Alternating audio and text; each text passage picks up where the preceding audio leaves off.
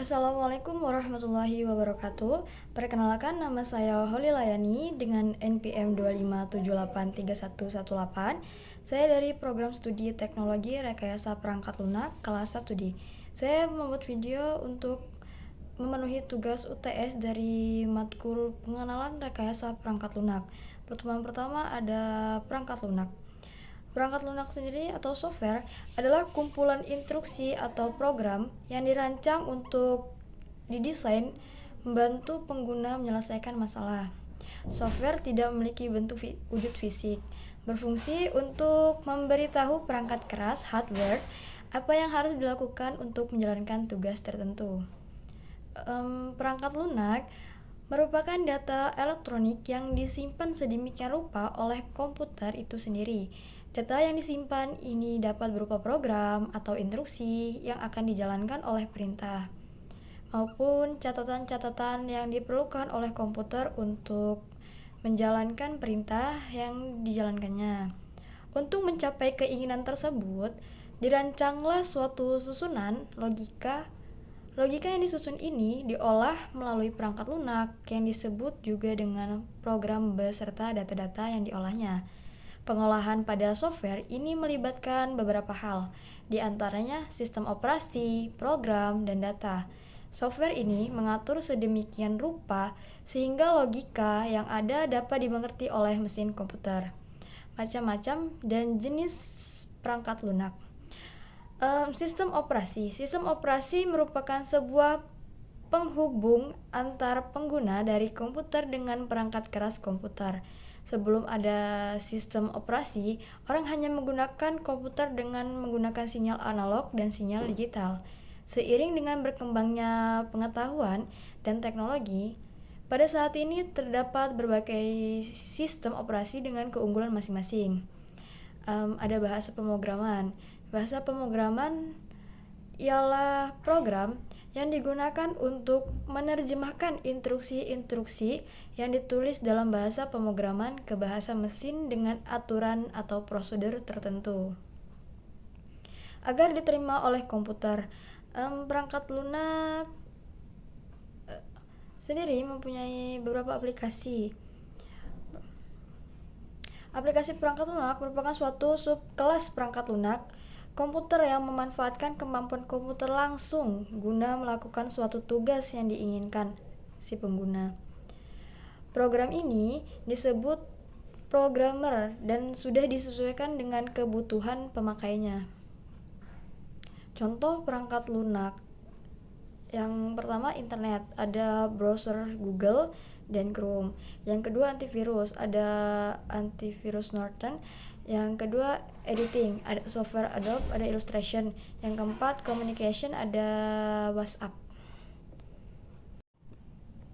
Ada pula perangkat lunak warisan, adalah sistem perangkat lunak yang sudah berumur panjang dan dibangun dengan teknologi lama, misalnya COBOL, Fortran, Fox Pro, Visual Basic 6, Depli, tetapi masih digunakan untuk menjalankan operasi penting dalam organisasi.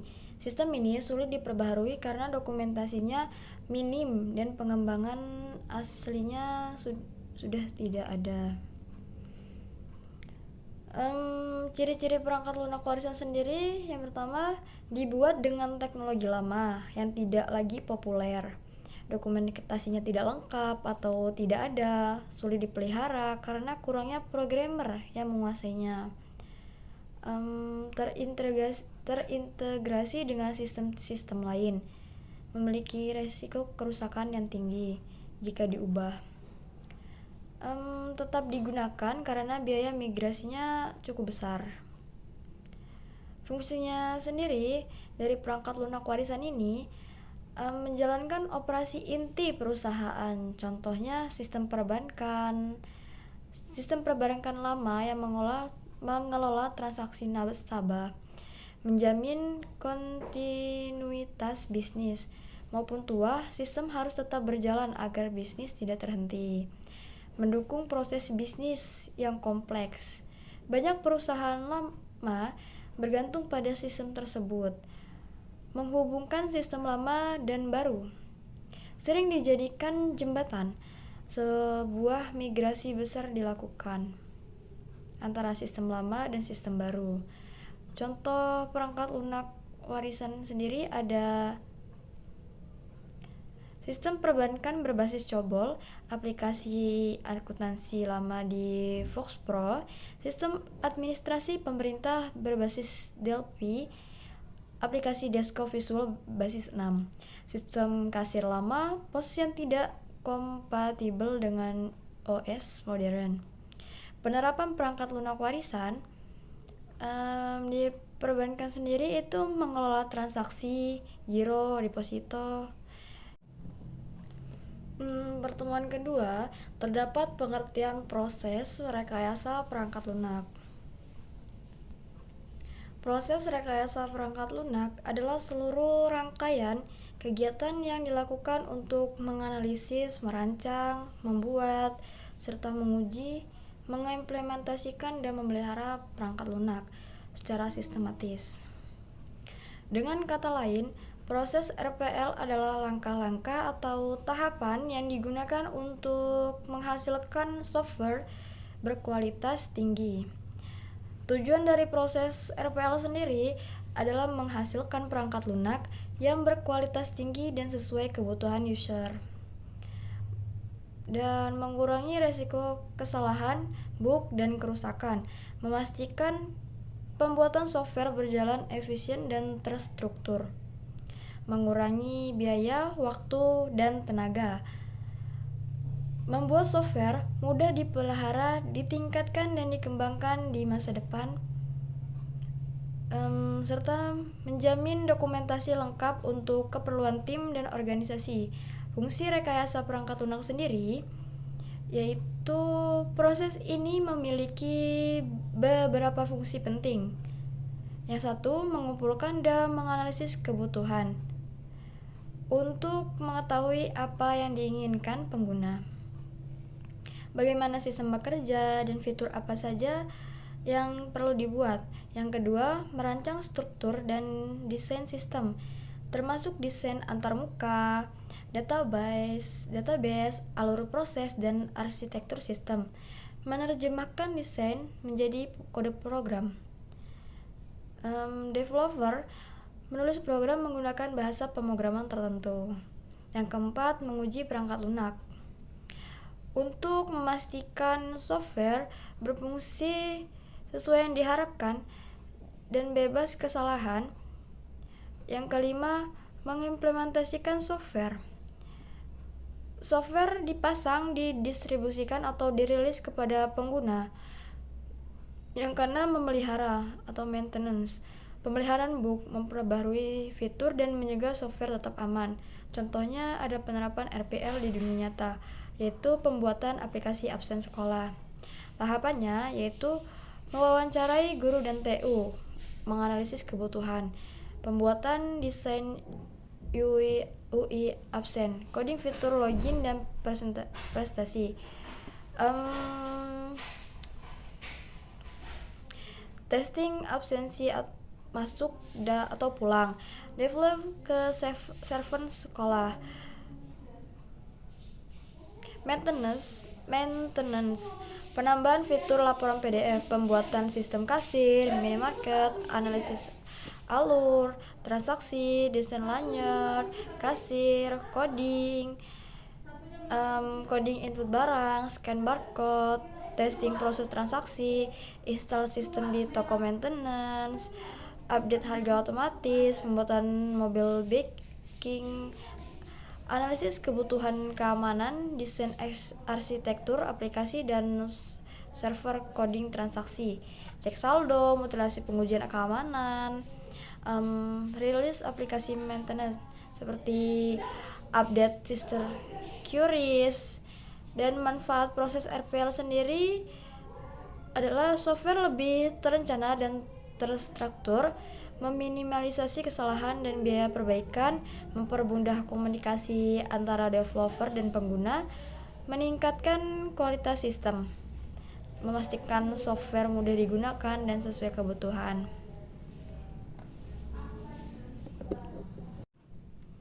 Pertemuan ketiga, terdapat pengertian analisis sistem.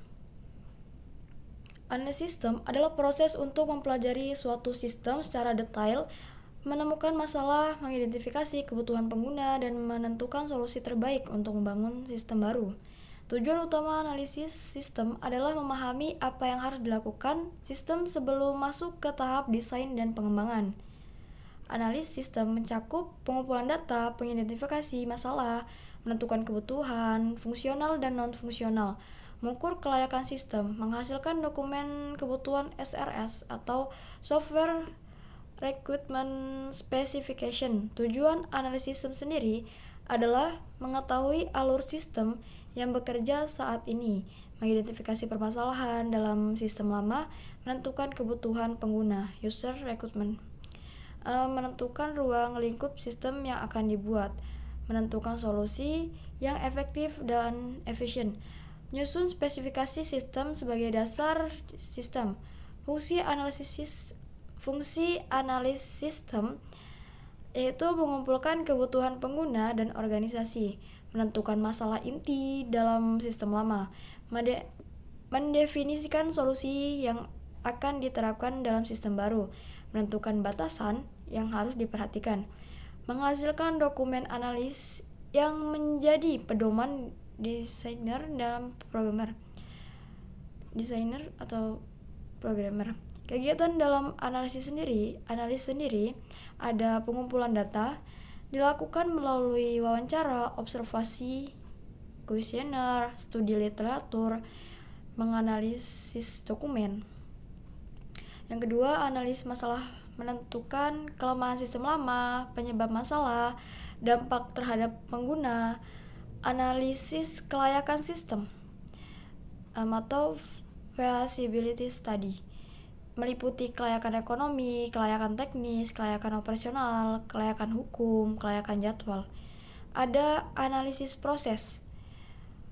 Analisis proses adalah sistem yang berjalan saat ini, sistem yang dirancang. Pengertian desain sistem. Desain sistem sendiri adalah proses merancang bagaimana sistem akan bekerja secara teknis berdasarkan hasil analisis sistem.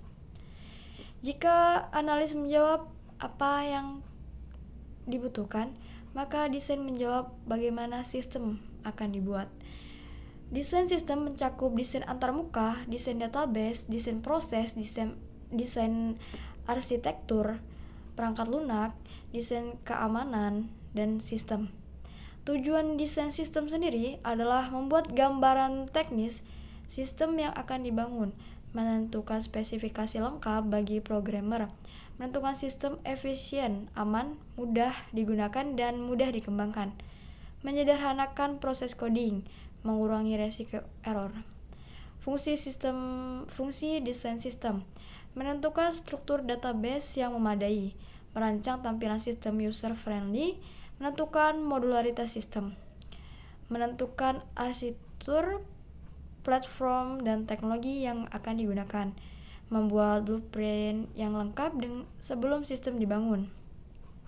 Manfaat analisis dan desain sistem sendiri yaitu sistem yang dibuat lebih efisien dan efektif, mengurangi kesalahan saat coding, memastikan software sesuai keinginan pengguna, menghasilkan dokumen lengkap untuk pengembangan, serta mempercepat proses implementasi, meningkatkan kualitas dan keamanan. Di pertemuan keempat terdapat pengertian SDLC atau Software Development Lifecycle. SDLC atau siklus hidup pengembangan perangkat lunak adalah proses terstruktur yang digunakan untuk merencanakan, membuat, mengembangkan, menguji, menerapkan, dan memelihara perangkat lunak.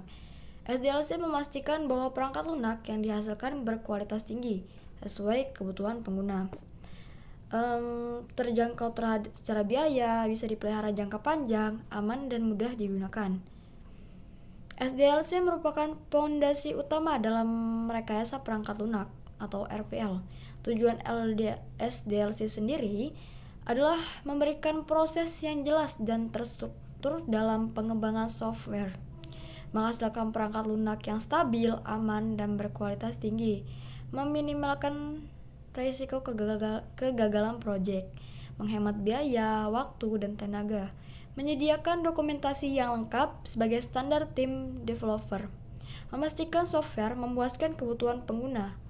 Fungsi SDLC sendiri yaitu yang pertama, mengatur seluruh proses pengembangan software agar berjalan sistematis dan tidak acak. Yang kedua, mendefinisikan kebutuhan pengguna secara jelas. Menjamin software dibuat sesuai kebutuhan. Yang ketiga, menjamin pedoman bagi programmen, tester, dan analisis. SDLC menjadi blueprint bagi semua bagian project, meminimalkan kesalahan atau bug, meliputi tahapan analisis dan testing yang baik. Yang kelima, mengatur waktu dan biaya project, membantu manajer project menentukan timeline dan anggaran. Yang keenam adalah standar dokumentasi agar mudah diperbaiki, dikembangkan, atau dipelihara. Macam-macam model SDLC. Ada banyak model SDLC, tapi yang paling terkenal adalah waterfall model. Cocok untuk project dengan kebutuhan tetap. Agile model itu fleksibel dan cepat, cocok untuk startup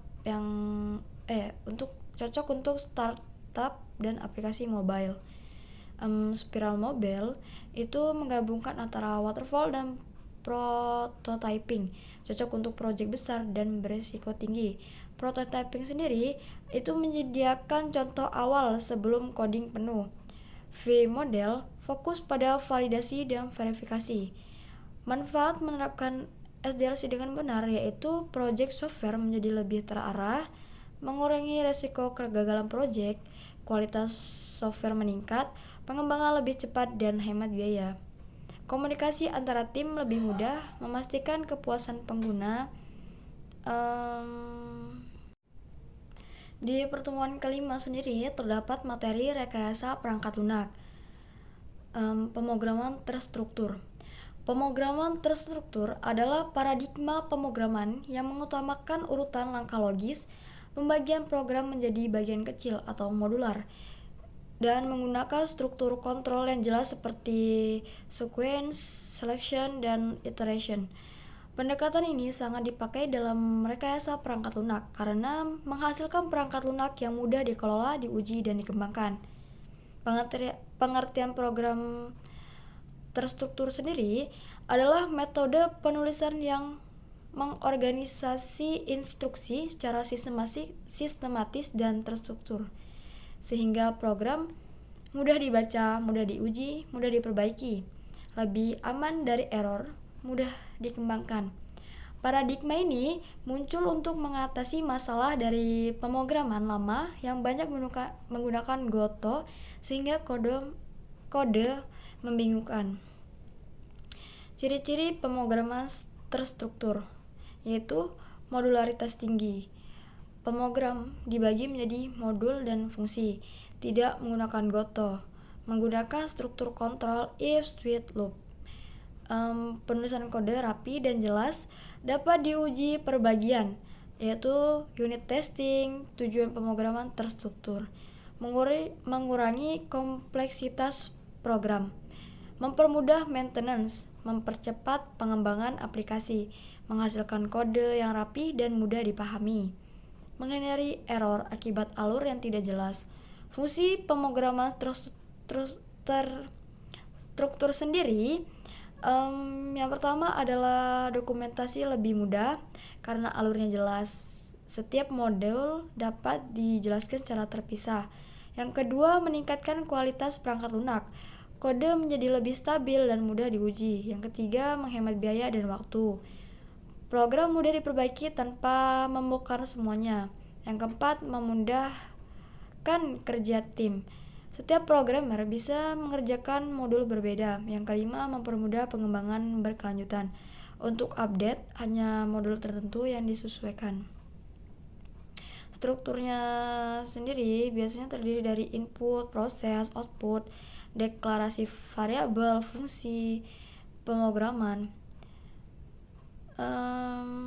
Pemrograman terstruktur adalah dasar dari rekayasa perangkat lunak. Metode ini menjadi program yang lebih rapi, lebih terkontrol, lebih mudah dikembangkan. Di pertemuan ke-6 yaitu ada PBO, yaitu singkatan dari pemrograman berorientasi objek rekayasa perangkat lunak. Adalah disiplin ilmu yang berfokus pada proses pengembangan perangkat lunak secara sistematis, terstruktur, dan dapat dipertanggungjawabkan. Tujuannya adalah menghasilkan perangkat lunak yang berkualitas tinggi, mudah dirawat, dan sesuai kebutuhan pengguna. Hubungan RPL dan PBO adalah pemrograman merupakan salah satu pendekatan dalam rekayasa perangkat lunak. PBO membantu pengembang untuk membangun sistem yang modular, mudah dikembangkan, dan mudah diuji. RPL menyediakan metodologi, sementara PBO menyediakan paradigma implementasi.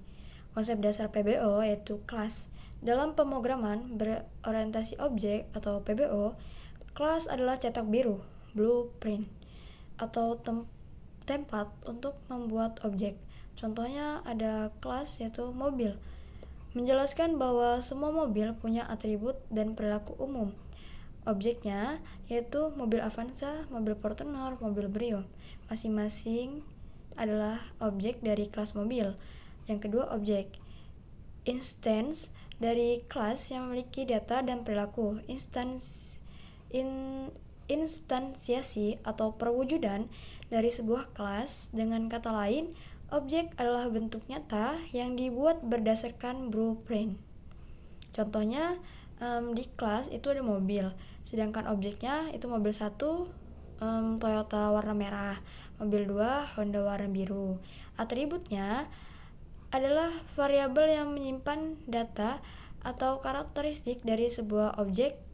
Setiap objek bisa punya nilai atribut yang berbeda meskipun berasal dari kelas yang sama. Contohnya atribut itu ada merek, warna, tahun, kecepatan, dan lain-lain.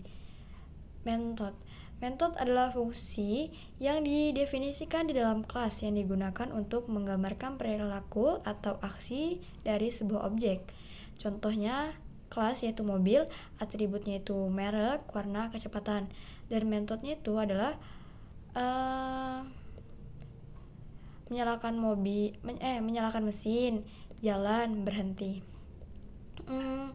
Objeknya ada mobil Toyota bisa menjalankan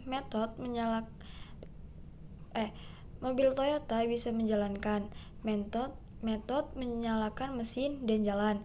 Prinsip utama pemrograman berorientasi objek atau PBO ini menyembunyikan data agar tidak diakses langsung dari luar kelas. Pewarisan sifat atau perilaku dari satu kelas ke kelas lain. Tahapan pengembangan RPL berbasis objek ini adalah tahapan awal dalam pengembangan perangkat lunak yang bertujuan untuk memahami apa yang dibutuhkan pengguna dan menentukan fungsi serta batasan sistem yang akan dikembangkan dalam konteks berbasis objek. Analisis kebutuhan dilakukan dengan mengidentifikasi objek-objek utama yang akan membentuk sistem serta interaksi antar objek tersebut. Yang kedua, perancangan sistem adalah tahapan lanjutan setelah analisis kebutuhan yang bertujuan untuk mendeskripsikan bagaimana sistem akan dibangun berdasarkan hasil analisis. Dalam pendekatan berbasis objek, perencanaan dilakukan dengan menggunakan UML atau Unified Modeling Language, yaitu bahasa permodelan standar yang digunakan untuk menggambarkan struktur dan perilaku sistem perangkat lunak. Yang ketiga adalah implementasi kelas dan objek. Tahap implementasi adalah proses menerjemahkan desain sistem, biasanya berupa kelas diagram dari UML, menjadi kode program nyata menggunakan bahasa pemrograman berorientasi objek seperti Java, Python, C++, atau yang lainnya. Pada tahap ini, pengembang mulai membuat kelas dan objek sesuai dengan rancangan yang sudah ditentukan. Pengujian unit dan integrasi. Unit testing, proses pengujian bagian terkecil dari kode program, biasanya satu kelas atau satu metode, secara terpisah untuk memastikan fungsinya berjalan sesuai harapan. Integration testingnya adalah pengujian gabungan beberapa unit untuk memastikan interaksi antar unit bekerja dengan baik dan sistem berjalan secara keseluruhan. Alat dan bahasa pemrograman sendiri pada PBO yaitu bahasa pemrograman yang mendukung paradigma objek antara lain Java, Python, C++, PHP. Alat pendukung visualnya ada StudiCode, Eclipse, dan PyCharm. Di pertemuan ke-7 ada UML. UML sendiri adalah Unified Modeling Language, adalah bahasa permodelan standar yang digunakan untuk merancang dan memvisualisasikan sistem perangkat lunak. UML memungkinkan kita melihat gambaran besar pada sistem tanpa harus langsung membaca kode. UML adalah bahasa permodelan standar internasional. Artinya, siapapun yang paham UML akan bisa membaca dan memahami rancangan sistem, meskipun dari tim atau negara berbeda. UML membantu menghasilkan dokumentasi visual yang bisa dijadikan referensi di masa depan. UML menjadi jembatan antara pihak teknis dan non-teknis. Stakeholder non-teknis seperti manajer atau klien bisa memahami rancangan sistem lewat diagram sederhana tanpa perlu tahu kode. Sejarah UML lahir dari upaya 3 ahli besar seperti Rombauch dan Jacobson untuk menyatukan berbagai metode permodelan menjadi satu standar. Kini UML menjadi bahasa permodelan yang diakui secara global dan terus berkembang mengikuti kebutuhan industri perangkat lunak modern. Grady Booch, seorang ilmuwan komputer dari IBM, menciptakan Booch Method, yaitu metode permodelan berorientasi objek yang fokus pada desain sistem dan representasi kelas serta hubungan antar objek, dikenal dengan awan-awan atau cloud shapes pada diagramnya. Sedangkan Jacobson, pencipta OOSE, Object Orientation Software Engineering, memperkenalkan konsep use case yang sekarang menjadi salah satu diagram paling populer di UML. Juga berkontribusi besar pada Rational Unified Process atau RUP. Jenis-jenis UML. Ada diagram struktural menunjukkan struktur statis sistem, yaitu bagaimana elemen-elemen sistem saling berhubungan. Yang kedua, diagram perilaku menunjukkan bagaimana sistem berperilaku atau berinteraksi dengan pengguna maupun lingkungannya. Yang ketiga, diagram interaksi merupakan bagian dari diagram perilaku, tetapi lebih fokus pada interaksi antar objek dalam sistem. Contohnya itu ada use case diagram. Use case diagram adalah salah satu jenis diagram pada UML yang menggambarkan interaksi antara sistem dan aktor. Use case diagram juga dapat mendeskripsikan tipe interaksi antara si pemakai sistem dengan sistemnya. Activity diagram sendiri atau diagram aktivitas yaitu salah satu jenis diagram pada UML yang dapat memodelkan proses-proses apa saja yang terjadi pada sistem. Ada sequence diagram. Sequence diagram adalah salah satu sistem diagram pada UML yang menjelaskan interaksi objek yang berdasarkan urutan waktu. Sequence diagram juga dapat menggambarkan urutan atau tahapan yang harus dilakukan untuk dapat menghasilkan suatu seperti use case diagram.